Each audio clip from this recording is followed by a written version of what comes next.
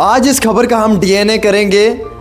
50,000 रुपये सरकार की तरफ से मदद के तौर के ऊपर गरीब की बेटी को शादी पे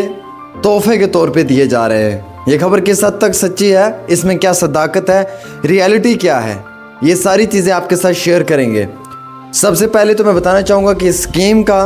फ़ायदा नहीं मिल पा रहा है आम शहरियों को। कई सारे लोग ये कह रहे हैं कि जब वो अपनी गरीब बच्चियों के साथ सोशल वेलफेयर के ऑफिस पे पहुंचते हैं तो वहाँ पे कई सारे लोग उनके साथ बदतमीज़ी करते हैं और कई सारे मुकामात के ऊपर उन्हें इस स्कीम के तहत वक्ती तौर फ़ायदा नहीं दिया जाता है। ये वो स्कीम है जो सरकार ने जम्मू कश्मीर के आम शहरियों के लिए बनाई थी, state marriage assistance scheme for poor girls, यानी कि गरीब बच्चों के लिए माली मदद सरकार की जानिब से उनकी शादी पे की जाएगी। इस खबर को थोड़ा सा सही तरीके से पढ़कर आपको सुनाते हैं। ये स्कीम उन लोगों के लिए है जो AAY PHH राशन कार्ड में फॉल करते हैं, यानी कि जिनके पास AAY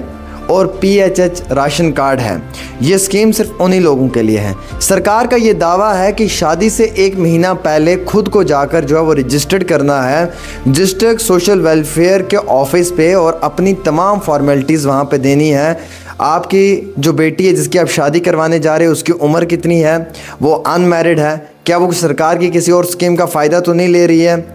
और शादी से 1 महीना पहले आपने उसकी डेट ऑफ बर्थ और शादी कहाँ पे हो रही है, ये तमाम जितने भी डॉक्यूमेंट्स हैं ये वहाँ पे सबमिट करने हैं। जैसे ही ये डॉक्यूमेंट सबमिट हो जाएंगे उसके बाद आपके इस प्रोसेस की वेरिफिकेशन शुरू हो जाएगी। वेरिफिकेशन के दौरान में ये जितना भी प्रोसीजर है इसको कंप्लीट करने के लिए पहला मरहला जो है वो डिप्टी कमिश्नर के ऑफिस से शुरू होगा, यानी कि डिप्टी कमिश्नर DC साहब इसकी वेरिफिकेशन करेंगे, DC साहब का ऑफिशियल्स इसकी वेरिफिकेशन करेंगे क्या ये सही मायने में हकदार है, क्या सही मायने में AAY PHH राशन कार्ड के अंदर ये फॉल कर रहा है, ये कोई सरकारी मुलाजिम तो नहीं है, कोई बड़ा बिजनेसमैन तो नहीं है, कोई A+ कैटेगरी का कॉन्ट्रैक्टर तो नहीं है, क्या वाकई में ये गरीब है और ये एक गरीब इस स्कीम का हकदार है। जब ये तमाम चीज़ें वेरीफाई हो जाएंगी उसके बाद जो है ये पैसा आपके अकाउंट में सरकार ट्रांसफ़र कर देगी और जो ट्रांसफ़र होगा वो DBT मोड के तहत होगा।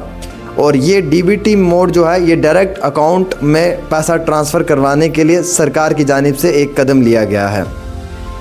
हालांकि इसमें मैं आपको ये बताना चाहूँगा कि इस स्कीम को मद्देनज़र रखते हुए जम्मू कश्मीर यूनियन टेरिटरी के अंदर मुकम्मल तौर के ऊपर हर गरीब को फ़ायदा पहुंचाने के लिए कोशिश की जा रही है, लेकिन इस स्कीम का फ़ायदा अभी तक भी राजौरी पुंछ के खित्ते में नहीं हुआ। इस स्कीम का फ़ायदा अभी तक भी किश्तवाड़, डोडा, बनी बसोली, कठुआ और वादी कश्मीर के पहाड़ी इलाकों में नहीं हुआ। लोगों के पास इल्म कम होने की वजह से इस स्कीम को समझ नहीं पाए और सरकार के नुमाइंदों ने कभी इस स्कीम को समझाया नहीं। अगरचे कोई गरीब फटी हुई चप्पल पहनकर फटे हुए कुर्ते में दफ्तर तक पहुंच जाए और पहुंचकर इस स्कीम के लिए सरकार के जो अधिकारी हैं उनके सामने अपनी अर्ज़ रखे तो वो अधिकारी गुस्से में आकर कह देते हैं कि हमें नहीं मालूम ये कौन सी स्कीम है, कैसी स्कीम है, आप जाइएगा यहाँ से, यहाँ पे कोई स्कीम नहीं है। कई बार इस तरीके के लोगों के साथ ये वाक़यात पेश आए हैं जिसकी वजह से उन लोगों का दिल इस सरकार की स्कीम से टूट चुका है। हालांकि स्कीम में सबसे बेहतर चीज़ तो मुझे ये लगी अभी तक कि यह स्कीम 2015 से थी और 2022 में स्कीम को एक बार रीस्ट्रक्चर किया गया। जब इसे रीस्ट्रक्चर किया गया उस वक्त में एक क्राइटेरिया और भी रखा कि ये स्कीम उन लोगों को मिलेगी जिनकी बच्चियां 8वीं जमात तक पढ़ी हैं और ये स्कीम का पहला मरहला 2025 के बाद शुरू होगा, यानी कि 2024 तक अगर आपकी बच्ची नहीं पढ़ी हुई है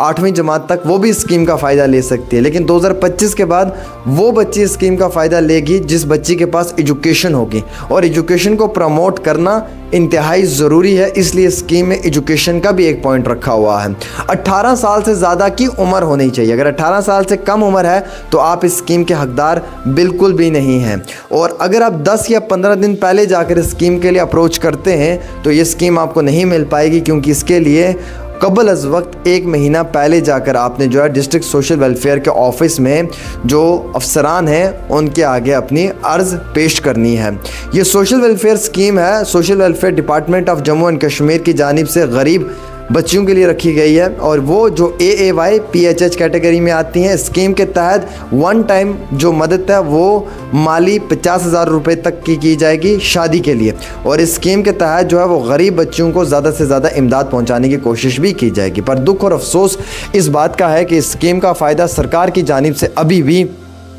उन गरीब परिवारों तक नहीं पहुंचाया जो गरीब परिवार इसके हकदार हैं, जो लोग बिल्कुल आज के इस जदीद टेक्नोलॉजी के दौर में भी सुबह के वक्त उठकर जो है वो घरों से मजदूरी के लिए रवाना होते हैं और सिर्फ महज 500 रुपये तिहाड़दारी के रूप में कमाकर शाम को लौटकर अपने घर वापस आते हैं।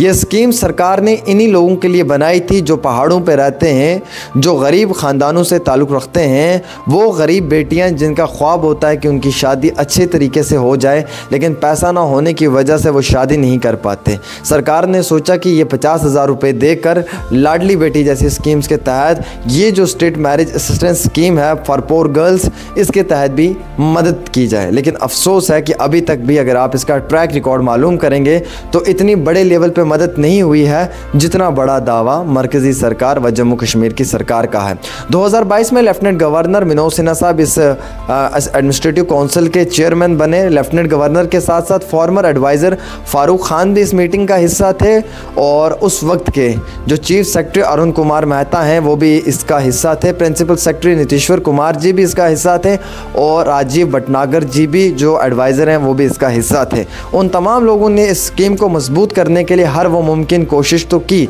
लेकिन ग्राउंड पे ये स्कीम इम्प्लीमेंट नहीं हो पाई उस तरीके से जिस तरीके से स्कीम को लेकर दावा किया जा रहा था। सोशल वेलफेयर के ऑफिस के अंदर आज भी जब गरीब लोग इस स्कीम के लिए पहुँचते हैं या उस दरवाजे को खटखटाते हैं तो वहाँ से ऐसी आवाज़ सुनाई देती है जिससे उन लोगों का दिल टूट जाता है। यानी कि अगर मैं साफ अल्फाजों में कहूँ तो ये स्कीम सिर्फ सरकार की बनाई हुई दस्तावेज़ के अंदर की स्कीम है, जो ग्राउंड पे इम्प्लीमेंट होनी चाहिए वो अभी तक भी मुकम्मल तौर पे नहीं हो चुकी है। यह ख़ुसूसी एक छोटी सी रिपोर्ट है जो मैं आप तक पहुंचाने की कोशिश कर रहा हूं। उम्मीद रखता हूं अगर आपको ठीक लगी तो इसे शेयर ज़रूर करें।